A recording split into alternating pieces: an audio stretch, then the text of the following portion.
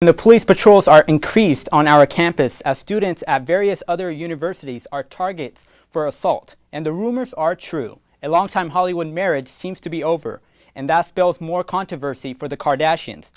And a recent salmonella outbreak has consumers worried. OC News starts right now.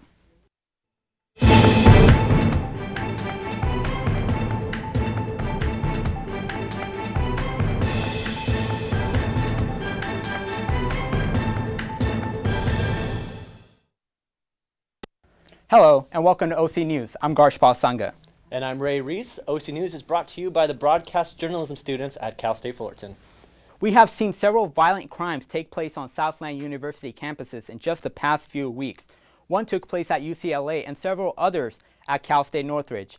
Our own Melissa Munoz is following the story and tells us more about increased police patrol on our own Cal State Fullerton campus. The crimes may have not taken place on our campus, but that hasn't stopped university police from beefing up patrols. Meanwhile, students are vigilant on the campus of UCLA after a man grabbed a woman last Friday morning. The suspect was scared off after witnesses interrupted the alleged attack. The suspect turned himself in to university police earlier this week after surveillance pictures were released. And on the campus of Cal State Northridge, similar attacks have occurred. 4 separate incidences occurred on the campus. One happened when 4 men approached a woman in the student housing parking lot after offering her money and making sexual advances towards her. She walked away unharmed. These attacks have many students on our campus worried about safety. With rising incidences happening on campuses throughout Southern California, campus safety is an issue now more than ever. Cal State Fullerton is making every effort to make sure our campus is a safe one, with campus safety being the big issue. With having our own police department, police escorts, and blue emergency poles, everybody here feels safe. According to the 2013 G.N. Cleary campus crime statistics, no sexual assaults have occurred on campus for the past 2 years. For those taking night classes, the campus is well lit, but it's still always smart to not walk alone. I just feel safe. I don't feel like anyone's gonna come and attack and stuff like that. I don't carry anything around. I'd scream so people could come and help me. Yeah, my parents feel safe. They don't call me and tell me if I'm okay or not. They trust school. 180 emergency poles are dispersed throughout, and with just the push of the red button, the police dispatch center is directly connected, or they can escort students to their car or class. A total of 585 police escorts were recorded for the year of 2012. The dorms on the northeast side of campus have a reported total of over 3,000 incidences occur last year. It's a pretty safe campus. I mean, we have the police departments, and I see them roaming around all the time, so I feel pretty safe. I like it. If people didn't know, now they know, but somebody's always watching you, like at the top of the public library in the center of campus. Cal State Fullerton is lucky to have its own police station and dispatch center on campus. The university police has provided all of their efforts in making sure everyone is on their way to getting their education safely. The primary suspect of the incidents in Northridge is still on the loose. A composite sketch has been released. Thanks, Melissa. Cal State Fullerton will be offering a resource for school administrators, teachers, and staff looking to combat bullying on K-12 campuses. The online courses Understanding and Addressing Bullying is scheduled to begin October 28th. Dr. Carlin Cutchum, who is the Assistant Professor of Women's and Gender Studies at CSUF, is the driving force behind the development of this unique online course. The course will be offered from October 28th to November 29th. The reporters at the student-run newspaper, the Daily Titan, are hard at work at this hour getting tomorrow's edition of the paper ready. We have the photo editor, Dylan Lejano, in the studio live to give us an update on what they are working on. Back with your Daily Titan update with the news you need to know. Starting off in features, we have a transgendered student profile. Cassidy Lynn Campbell was named homecoming queen of the Marina High School in Huntington Beach. She had become the very first transgender homecoming queen within the Orange County School District. AB 1266 is a bill that allows transgender students to participate in school as their authentic selves by being able to fully participate in school functions and activities as transgendered people. The bill is scheduled to take effect January 1st, 2014 and was signed by Jerry Brown. Transgender students at CSUF share their opinions about AB 1266 and tell their stories. In your opinion, we have a story on sexual assault in the military. Sexual assaults in the military require a lengthy process that goes up a chain of command before deciding on a verdict. Previous cases have shown that officers in higher command are willing to dismiss charges based on the achievements of the accused. As a country's example of justice and honor, the military needs to change their judicial process before they lose respect in the public. And finally, in news, CSUF student hosts Give Cancer the Boot. Give Cancer the Boot is an event hosted by a CSUF student at the Pint House in Fullerton on October 13th. It is endorsed by the American Cancer Society and St. Jude's. The student was inspired to create this event to help raise money for cancer research and treatment when his dad passed away from cancer. That's our highlights from the next issue of the Daily Titan. Make sure to pick up your free copy on campus and visit thedailytitan.com. Back to you guys. Thanks, Dylan. Police in the city of Orange are now reporting that what was an indecent exposure case at a local Walmart is now being considered a sexual assault case. The incident was reported last Thursday when the suspect exposed and touched himself to a 13-year-old girl. Later, the victim reported to authorities that the suspect had also touched the girl inappropriately. Authorities have reported that the girl was shopping in the clothing section with her grandmother when the suspect approached her repeatedly. The suspect is described as a Hispanic male, between 30 to 40 years old, and is approximately 5 foot 10 inches tall with short brown hair. Anyone with information about this incident is asked to contact the Orange Police Department at 714-744-7444. On Monday, Irvine's Austin Jeffrey Farley was convicted of second-degree murder in connection with a drunk driving crash that killed a 14-year-old Northwood High School cheerleader. The accident occurred on May 29, 2011, at the corner of Culver Drive and Irvine Boulevard, when he made a left-hand turn against a red light, which led his Dodge truck to hit a Mercedes-Benz with 5 people inside. 14-year-old Ashton Sweet later died of irreversible brain damage, with the other 4 passengers injured. Prosecutors said that Farley showed obvious signs of intoxication at the scene of the crash and had a blood alcohol content of 0.2%, well over the legal limit of 0.08. Farley faces a maximum of 21 years to life in state prison when he is sentenced at a hearing scheduled for November 15th. LA County board members unanimously voted to authorize a $29.3 million into the first year of the 3-year jail reform plan. The money will include hiring more supervisors, expanding internal affairs, and training staff and installing more video cameras in the jails. This reform is expected to improve the effectiveness of custody operation, and there is currently discussions about hiring more deputies as well.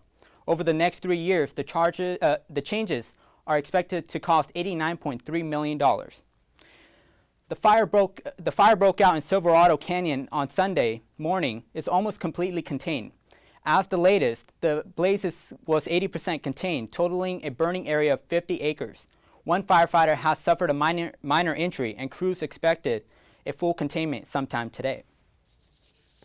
Officials have identified the body of a woman found in a San Francisco hospital stairwell on Tuesday as a patient who had gone missing from her hospital room weeks ago. Officials identified her as Lynn Spalding, a 57-year-old woman who went missing from her hospital bed on September 21st.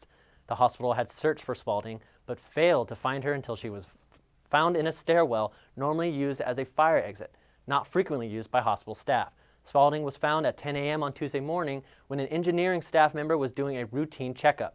There are still many questions to be answered, and authorities are looking into all possible causes for her disappearance. Early this morning, a Greyhound bus tractor trailer collided in central Pennsylvania. The crash killed 1 woman while critically injuring 4 others and sending 45 of the 50 passengers to surrounding hospitals. According to authorities, the crash occurred at 1:45 a.m. on the I-80 on the bus was headed from New York City to Cleveland when the bus hit the back of the truck's trailer. According to the Greyhound spokesman Alexandra Pedrini, the driver has been with the company for more than 12 years. Authorities have currently reconstructing the accident for more information. In political news, we start you off with the national scene. The government shutdown continues as it is on day 9. But there is good news. According to CNN, the Pentagon is entering into agreement with the private foundation to ensure families of fallen troops are paid survivor benefits that were suspended because of the government shutdown. Defense Secretary Chuck Hagel said in a written statement, the government will reimburse the Fisher House Foundation once the shutdown is over. The foundation came just after the U.S. House of Representatives voted unanimously to resume paying survivor benefits, which includes a $100,000 payment. Even with the shutdown, that didn't stop politicians from attending rallies.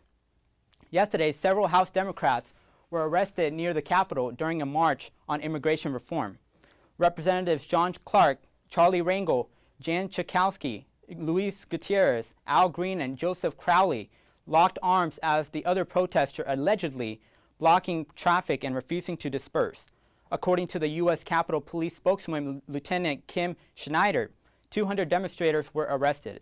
No altercations were seen as police used plastic handcuffs to restrain the protesters. The rally came under fire by conservative groups earlier in the week after it was issued a permit by the National Park Service despite the partial government shutdown that resulted in the closure of the National Mall. The Center for Disease Control and Prevention says the salmonella outbreak in 18 states has sickened several hundred people. With the government shut down, and that leaves some government inspectors off the job, CNN's Brian Todd tells us how worried consumers should be regarding the safety of their foods. Nearly 300 people made ill from salmonella poisoning, primarily on the West Coast. The source traced to raw chicken products from 3 California plants run by a company called Foster Farms. The inspectors for those products are from the U.S. Department of Agriculture. Are they sitting at home? Could this outbreak have started because of the government shutdown? The shutdown has not impacted USDA's food safety inspection to any major degree. The vast majority of inspection personnel are still working because Congress has generally viewed their function as a necessity. And according to a USDA official, the investigation into this outbreak started before the government shutdown. Experts say the salmonella made it into the marketplace simply because some of the naturally occurring pathogens in chicken slip through sometimes. But the shutdown is drawing another major concern regarding this outbreak, and it has to do with the Centers for Disease Control. While poultry inspectors are still on the job, the CDC has furloughed a lot of people, which means that the absence of people who could track this salmonella linked to the outbreak could put us all at risk. A CDC official tells us many of its scientists who track foodborne pathogens who were furloughed were brought back, but there was a delay in the exchange of information about the outbreak. That worries food watchdog groups. Is this food getting further into the marketplace and you're not warning people? That you're losing opportunities to warn people not to eat it or to remind people to take care because of salmonella, or to figure out, does the outbreak get bigger because we haven't put those pieces together? Another key piece of information that we may not be getting is this resistance to antibiotics, right? Right, so it's a new thing that we're able to track now is the salmonella that's making people sick. Is that bug going to respond to the antibiotics you would use to treat it? And it's happened more often recently. And again, I haven't seen that in the reports from the government because we're not getting complete reports. A CDC spokeswoman told us there are signs of resistance to antibiotics in some salmonella strains in this outbreak. But because of the government shutdown, they have not been able to track how widespread those strains are. So that is a major concern. Brian Todd, CNN, Washington. Early childhood programs for low-income families in 6 separate states closed down because of the government closure. According to the National Head Start Association, it will reopen with the help of $10 million in emergency fund from billionaire Houston couple Laura and John Arnold. The money will reopen 7 Head Start programs. A former hedge fund manager, John Arnold, according to Forbes, is worth an estimated $2.8 billion. He and his wife started a charity foundation bearing in their name in 2008. But their publicist, Gary Larson, said the $10 million that they are giving to Head Start is a personal donation. It is nice to see that there's still good in the world of politics. Back to you, Ray. After the break, we get an in-studio visit from a Titan alum of JACC. And we'll find out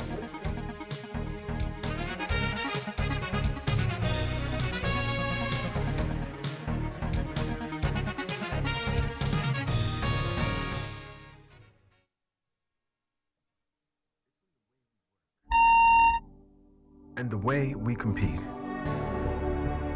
It's in the way we reach out and why we dream.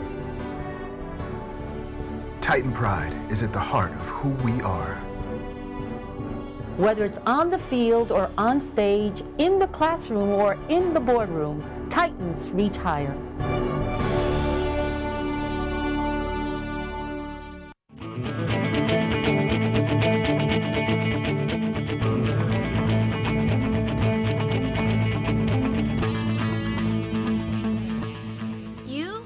watching Titan TV. Cal State Fullerton will be hosting hundreds of journalism students from community college. This weekend, it's all part of the Journalism Association of Community College Southern California Conference. CSUF has played host to this event for more than a decade. It's a great way to introduce students who may want to transfer to a four-year university for all here at Cal State Fullerton. We're expecting more than 500 students and the faculty this Friday and Saturday. One of the conference organizers and fellow Titan himself, Edgar Aguilara, is here in the studio to tell us more. Welcome, Edgar. Can you tell me a little bit about the JACC program? We have it's an organization that brings out community college students to expose them to some of the aspects of journalism, photojournalism, video, broadcasting, and of course, printing media. What goes on at the conference? Contests, speakers? We have contests, we have workshops, a lot of workshops. We encourage students to attend all the workshops, and we have contests, live contests, so they have limited amount of time to write, to take photos, to pretty much compete and through the whole conference. So. And we've heard in the news that journalism is dying. Yet this organization is strong with 50 years after it was started. Do you think journalism is dying, or is it changing? I think it's changing. I mean, I don't think journalism is going to die, and hope it won't. But I'm being in the print media. I'm involved in all aspects of the media. I think it's just changing in itself. Especially with the new technology being brought in. Most people want to hang on to the new technology and get farther ahead. But you're always going to have. You always want to see people picking up the paper and reading it. If you don't have that part of the medium in front of you, you tend to forget. And that's one of the red flags that I always point out to people when they say that. If you don't see it, how many people can carry a computer around? Now with iPads and iPhones, you're going to be reading the news on that. But it's a changing world, so we have to adapt too. It definitely is. Yeah. If I'm not mistaken, you had a master's degree here at Cal State Fullerton. What advice would you give to students?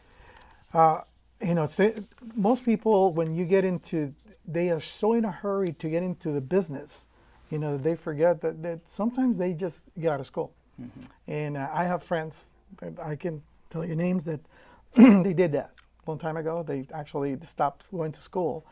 And what happened is, they were working on the field, they were being professional, working on a professional newspaper. Mm-hmm. And when the time came to downsize, who do you think the first ones to leave was? The ones with no degrees.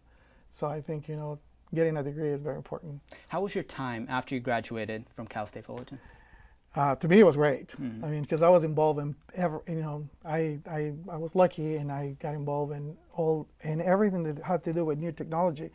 And at the time, there was no InDesign. There was Photoshop, Mm-hmm. So I pretty much started in that.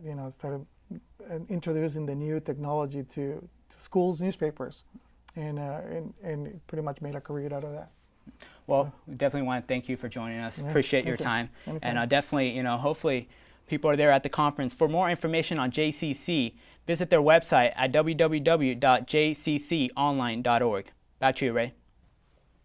Thanks, Garsh Paul. On The Late Show with David Letterman Monday night, Academy Award-winning actor Tom Hanks announced that he has type 2 diabetes.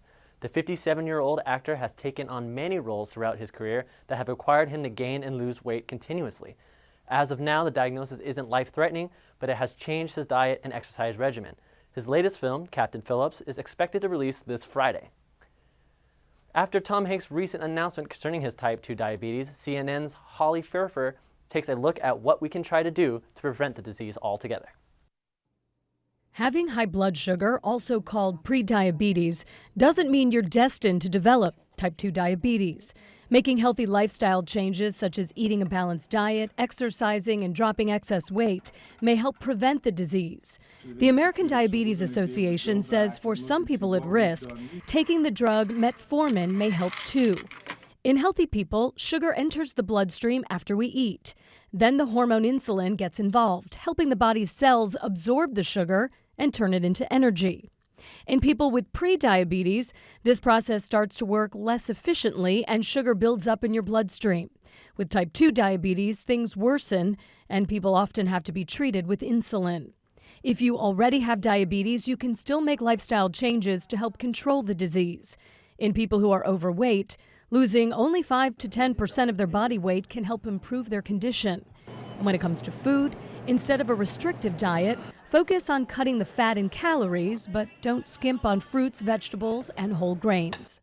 For today's Health Minute, I'm Holly Furfer. All eyes are on Miley Cyrus, though, although this time it's not for the twerking. The former Disney star's latest album, Bangers, was officially released yesterday. Nick Chatucci of Entertainment Weekly gave the album an A-, stating that the album is utterly fresh, a pop blitz from a hip-hop blueprint, and proof that Miley won't settle for just shocking us. Yet others, on the other hand, state that Bangers is exactly what many can expect from Miley, another attempt at breaking out of her Disney shell. Reality star Kris and Bruce Jenner have officially announced their split after 22 years of marriage. The announcement came after no surprise from Kris Jenner was spotted many times without her wedding ring throughout the last few weeks. Sources have added that the couples are much happier now that they are living apart. The Keeping Up with the Kardashians star told E! News that we will always have much love and respect for each other. Even though we are separated, we will always remain best friends, and as always, our family will remain our #1 priority. Stay with us because after the break, we'll hear about what's new down at the Honda Center.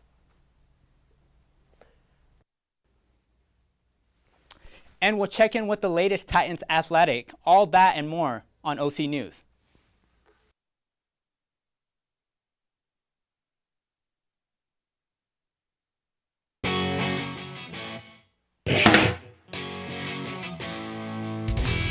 TitanTV is a student-operated facility maintained by students. It's on the Cal State Fullerton campus, and it's a great opportunity for Cal State Fullerton students to get hands-on experience directly in a studio environment. Working with TitanTV puts me in this professional environment. Everyone here is really fun to work with, and everyone just gets along so well. I'm having a great time.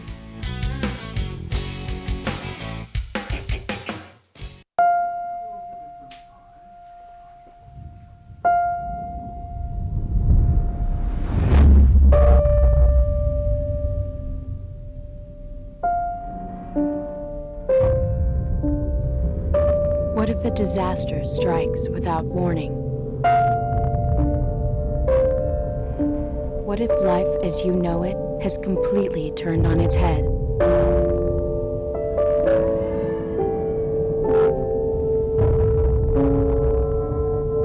What if everything familiar becomes anything but?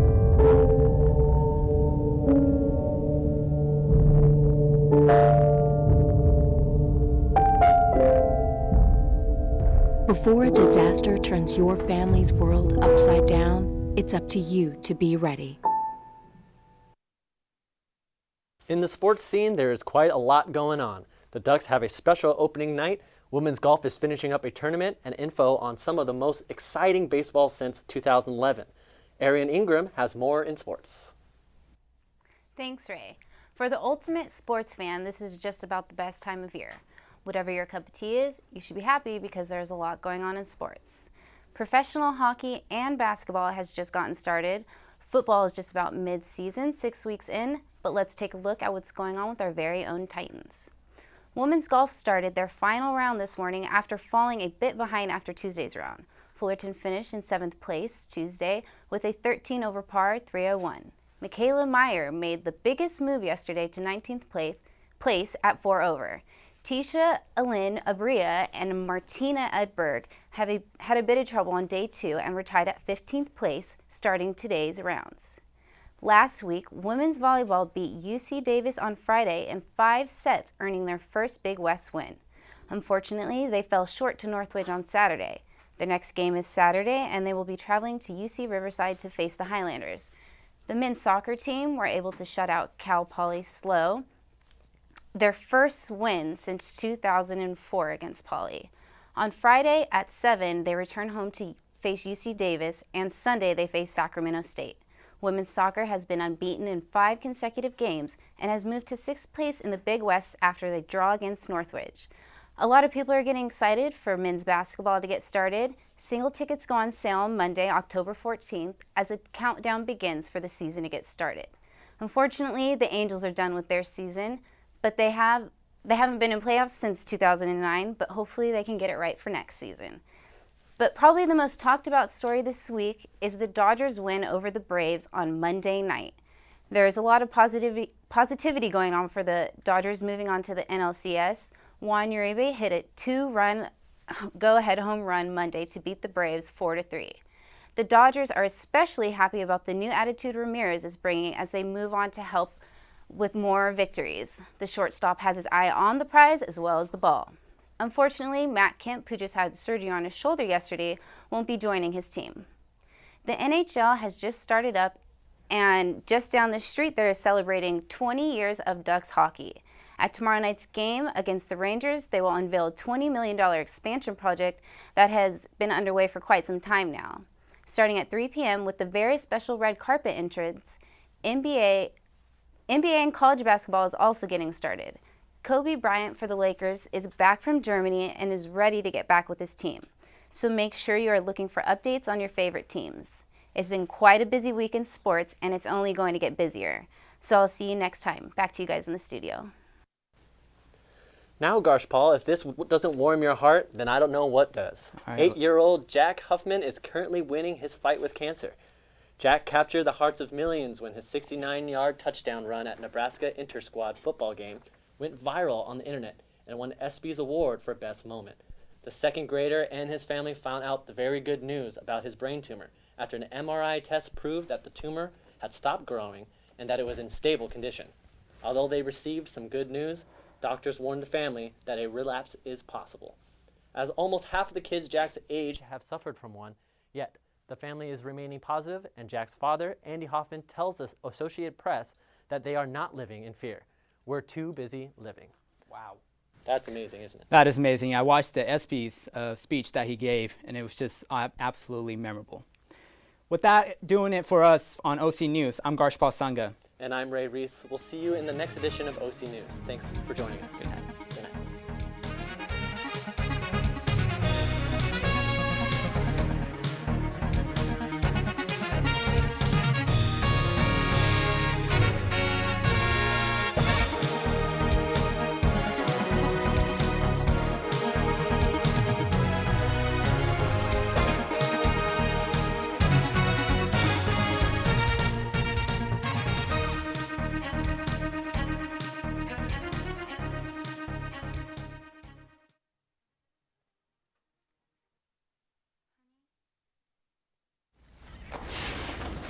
The credit fairy doesn't exist.